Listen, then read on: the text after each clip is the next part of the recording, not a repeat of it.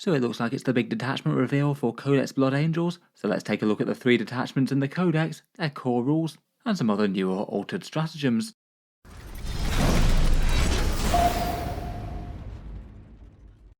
Hello and welcome back to Auspex Tactics, where today we're talking Blood Angels once more, and Games Workshop have been keeping all the teasers coming pretty consistently over the last week or so.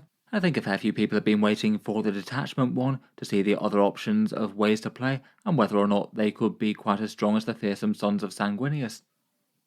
This of course is Blood Angels launch week. Pre-orders for the launch box go live at the weekend. It looks like it's going to be a very hotly anticipated box set. Space Marines tend to be popular, at least for Games Workshop this one looks like an on-paper good deal compared with plenty of their past ones, though obviously in the context of Warhammer being kind of expensive. In this one you get the limited edition codex and data cards, Asterath and Lamartes, 20 intercessors, 10 with jump packs that you can also field as Death Company given their Eviscerator upgrades, plus a Brutalis Dreadnought that you can field as a Death Company one. From GW it's $230, £140 or €180, and the on-paper discount equates to around about 47% off even if you discount the upgrade sprues, quite a lot better than most other battle forces and launch boxes that have done so far this year, which tend to be more in the range of 30 to 40% off.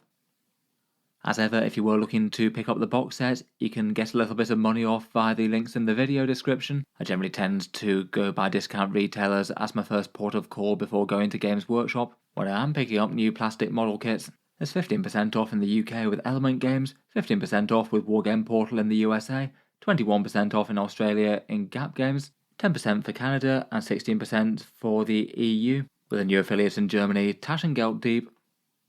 As ever, all of those help to support the channel, and these are the times where the box set is going live: midnight Eastern Time in the USA and Canada, 10 AM in the UK and 11 AM in Central European Time, and midday Eastern Time in Australia. If you are sure that you're picking up this one, it's worth being there early. It might not sell out, but similar ones like the Deathwing Assault box set did, so it certainly doesn't hurt to be on the early side of things if you want to try and land it at a discount and don't want to wind up paying it for Warhammer web store rates. Getting into the Codex though, and this previews all about the detachments. The 3 detachment names are the Liberator Assault Group, which is the new Sons of Sanguinius one, then the Angelic Host, which is jump pack and mobility focused it seems, and then our final one is now confirmed to be the Lost Brethren, which as I strongly suspected is a Death Company detachment. We know there's 15 datasheets which are down from 19, which means that we'll lose some, but not clear how many. All of the older Finecast characters that haven't been updated I think are most at risk: Tycho and Tycho the Lost, Gabriel Seth, Brother Corbulo, and the Jump Pack Sanguinary Priest perhaps most at risk. I'm also not sure whether the Librarian Dreadnought and Furioso will survive yet. I guess we'll see. We'll also have the usual things like Crusade rules and Combat Patrol rules, with a new one that they showed off yesterday with the Captain, Assault Intercessors, and 2 sets of Sanguinary Guard. Before we talk about the detachments, I did notice that in the artwork they promoted, it looks like we might just have a bit of news for some confirmed survival of the Baal Predator. This one's the Blood Angels unique pattern Predator that gets the Twin Assault Cannon, the Heavy Flamer Sponsons, and the Flamestorm Cannon. Most people tend to take the Flamestorm Cannon and Heavy Flamer Sponsons when I've seen it used in 10th. I was a little bit uncertain as to whether this would survive, given that every time a new codex comes out for Space Marines, anything Firstborn has to be a bit wary at this point. Though admittedly it definitely wasn't confirmed it was going or anything like that, the regular Space Marines can still field their Predators in 10th edition after all. In any case though, it looks like in the new photos promoting the codex there is a Baal Predator in amongst the rest of the ranks, and it's alongside the new miniatures like say the new Sanguinary Priest and things as well. So it does look like it's going to be an active and current part of the army, so the Blood Angels aren't losing their big Flamer Turret Predator just yet. Kind of fun to see a Repulsor painted up all in Death Company colours as well. That's kind of interesting. I suspect that one won't have any sort of rules connotations, but it was kind of fun to see in any case. Getting into detachments though, and it looks like the Liberator Assault Group that is the new Sons of Sanguinius, that'll still be keeping the same red thirst that it had before. Previously they told us that it would have the same sort of styling of rule, but in this article they confirmed that it is indeed still +2 strength on the charge and +1 attack on the charge. So essentially this one confirms that they keep the boosted version that they had in the balanced data slate. As it goes, this one's pretty great, as it's a really powerful and impactful core rule. I think it does well to make the army really feel like Blood Angels, making melee units hit massively harder. Strength 6 is a really big breakpoint for chainswords, wounding toughness 5 on a 3 and toughness 3 on a 2. And Strength 8 Power Fists being boosted up to Strength 10 is also kind of massive as well, allowing them to be far more effective against medium vehicles. Given Dante looks like he got boosted to Strength 8, it also looks like he'll be Strength 10 on the charge in this now, which makes him a lot more threatening. That's already quite a good boost, but +1 attack is also good at doubling down on that. Between the two, it just means that things like jump intercessors or virtually anything else melee is massively more of a threat. Basically, I think that in terms of weighing up detachments, the other detachments will have to bring something seriously powerful if they're really going to compete with this. Enormous hard-hitting melee power, basically for free whenever you charge, is exactly what the Blood Angels want. From the detachment, we've got 2 stratagems previewed, one that's been slightly nerfed in Red Rampage, though I think it's still good, and one that's basically an entirely new stratagem that presumably is replacing something else. Red Rampage was previously by a long way the strongest stratagem in the detachment, I thought. With the index wording, you basically get both lance and lethal hits whenever you fought with this unit in melee, being a bit more impactful on the charge given that you only trigger lance when you are charging in. It could turn things like jump intercessors into a unit that could fairly reliably take a whole load of damage off things like battle tanks, which is kind of crazy for mass chainswords. Now though, it has been slightly reined in. On the standard version, you can now either choose lance or lethal hits, which is still a powerful boost against vehicles and things. If you're wounding on a 5+, it equates to a +50% damage output boost, and that's still going to be easily worth it on a whole bunch of Blood Angels units. Even if they had just kept it like that, it would still be usable, but there's still the option to gain both of them. You just have to kind of give in to the red thirst and have the Blood Angels descend into madness for a bit, and it basically means that you can opt to have the unit become automatically battle shocked and then get both lance and lethal hits on the go, so just hitting just as hard as they were before. I think that's really interesting and actually is quite a good lore appropriate way of representing that really. Battle Shock is annoying, but it's not so game-changing that you might not want to use this on occasion, just given how much damage it can mete out. You just have to check where your unit is in position and whether they could afford to be battle shocked. Are they going to need their objective control to take an objective point? Are they going to need another stratagem later in the turn? I feel like it's now a bit more of an option as to whether or not you just go for the standard version or whether you go for maximal damage output and accept the negatives. Overall, it is a small nerf, but not the worst change in the world. It's still going to be a powerful stratagem. Otherwise, the new stratagem that we've got is one called Savage Echoes.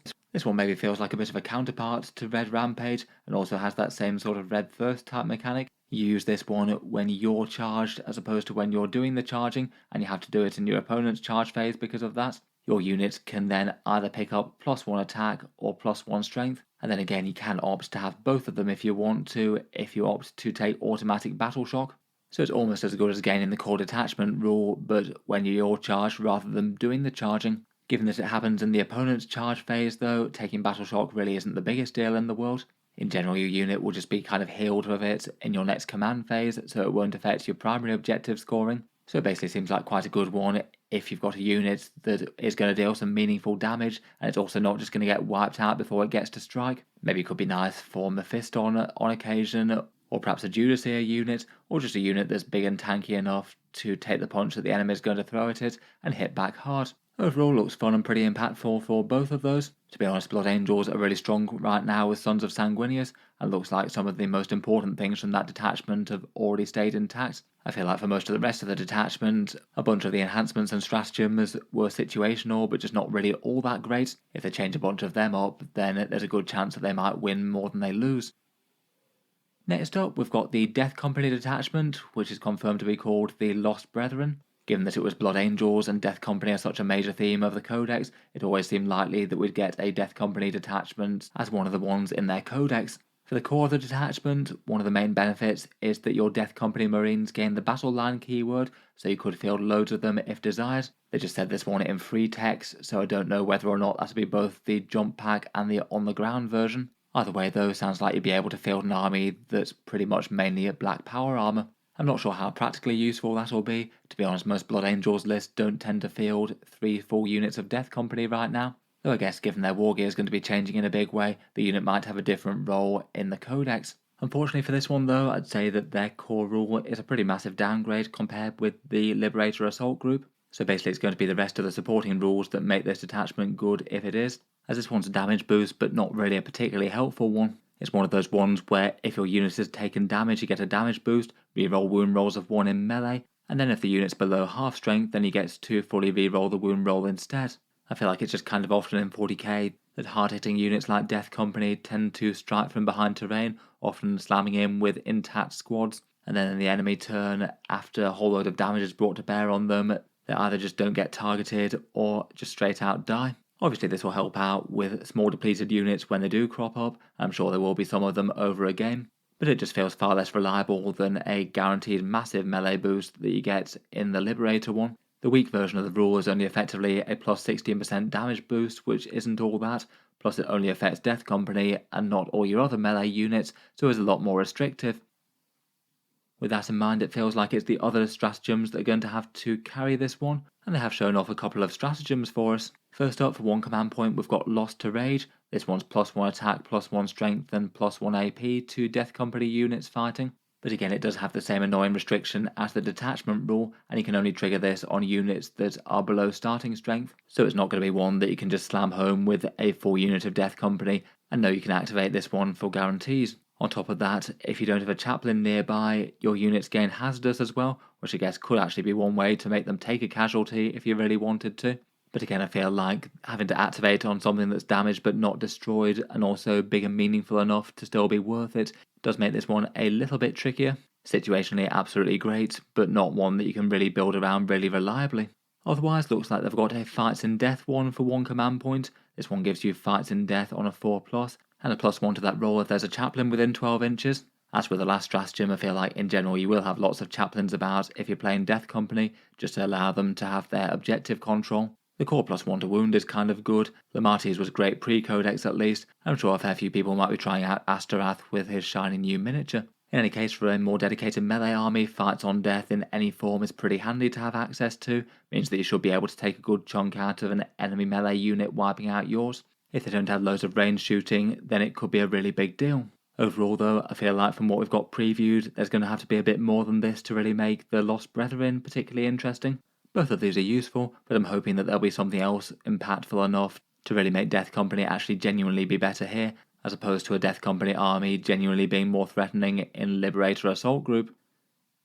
Just incidentally, for the picture for that one, it looks like captains can very much lead Death Company now, given that we've got a jump pack captain painted up in Death Company colours. Most of the time they tend to want chaplains due to the objective control and a fairly handy direct melee buff, but I'll be interested to see whether or not we actually get some Death Company datasheets for the captain and jump captain. I feel like that's not impossible. We've now seen both the on-foot captain and jump captain painted up in Death Company colours. Finally, for the Blood Angels detachments, we've got the Angelic Host. This one's an interesting sort of Blood Angels but Grey Knights, and it sees the return of a much-loved stratagem upon Wings of Fire, which keeps the original spirit of the rule, the idea of taking Blood Angels units off the board and then essentially having them swoop down somewhere far away. And if there was any doubts before, this one really is cementing this one as the big mobility Blood Angels detachment. We've already seen the advance and charge stratagem, but there's two other mobility options beyond this. It looks like compared with Liberator Assault Group, they won't hit quite as hard, but will be able to get exactly where they want to on the board. For this one, the detachment seems to be pretty much entirely focused on their jump pack units. So far, all these stratagems and the core rule have all only worked on jump packs, so you're going to have to take a big contingent of them. Not that that'll be the biggest problem in the world for Blood Angels players, I'm sure. The core rule is return to reserve for jump pack squads, so a similar idea to Grey Knights. You do this at the end of your opponent's turn, and then depending on the battle size, you can select a certain amount of units to put up into the sky. It's 1 at Incursion, 2 at Strike Force, and 3 at Onslaught, and they come back in your next reinforcement phase, using the Deep Strike special rule. As with Grey Knights, this is definitely a very powerful ability. It means that you can always have your units pushing up to the front lines if and when you need them, or just jumping around the board to a better staging area. I would bear in mind though that for scary Blood Angels melee units, they might actually get less out of this rule than you might first expect. As with Grey Knights, you might have a lot of units just dropping 9 inches away and then having to either choose to make a risky charge or just not bother using the rule in the first place. A 9-inch charge with a reroll is still basically a coin flip chance of getting in. I guess Dante still gets his +1 to charge rolls, so he could have an 8-inch charge with a command point reroll. That's around about 2/3 to get in, but still isn't reliable. On top of that, the fact that this detachment has an advance and charge stratagem in it does mean that the on-the-board positioning of the Blood Angels units could be more valuable than putting them into reserve again. And I think a lot of the time for the biggest, scariest units around, it might just be worth having them hide out in a ground floor ruin somewhere kind of safe, and then launching a very long charge with the advance and charge stratagem to get them into the things that they most need to. Having said all that though, it's absolutely great for objective work, particularly in the late game with things bounding around the board and your opponent not being able to keep them back. It could be really good just to do this with a few less important jump infantry units bounding around. Things like jump pack intercessors only cost 80 points. They can be a lot more expendable, do screening things, and they could go for risky charges where if they fail and get destroyed it isn't the complete end of the world. Just being able to do that with a couple of units each turn is really quite a big bonus. On top of this also looks absolutely great for Inceptors as well. They get their 3-inch deep strike, so in theory if you do have Inceptors drop down, destroy an enemy unit, and then the opponent aren't able to catch up with them at their given position this turn, they could be jumping back into the sky, and then all ready to do their powerful 3-inch drop movement again. I feel like in this detachment at least one unit of Inceptors is going to be absolutely auto-include, and feels like if you're making some big brain plays then you could go really heavy. If you did take something like 2 big units of 6 Inceptors for a whole ton of points, you could have them drop down, absolutely nuke one area of the battlefield, and hopefully deploy in a position where they'll be safe next turn, and then jump back up to do it all again and repeatedly destroy one section of the board after another. Inceptors already look great for the 3-inch drop, but there's also a stratagem that allows you to do this with any one unit as well. Descent of Angels gives you a 1 command point drop anywhere that's 3 inches away from enemy units on the battlefield, and as normal for these rules you can't declare a charge in the same turn. This one really is pretty great in combination with the whole reserves thing. I think if anything though it's probably more impactful for scoring objectives and secondaries and things.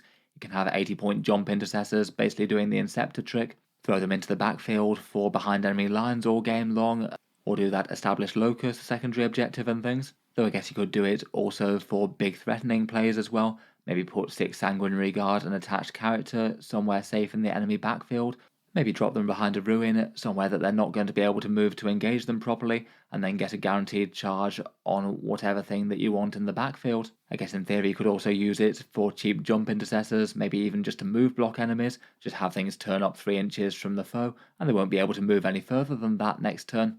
I guess it could also be an argument for using suppressors with this detachment as well, which aren't commonly played competitively. Again, they're a nice cheap unit, similar sort of cost to the jump intercessors, not as tough given that you get less of them, but they can hit with at least a little bit more volume fire with those autocannons. Overall, just the existence of this one plus the redeploy kind of special rule makes this a pretty interesting detachment in itself.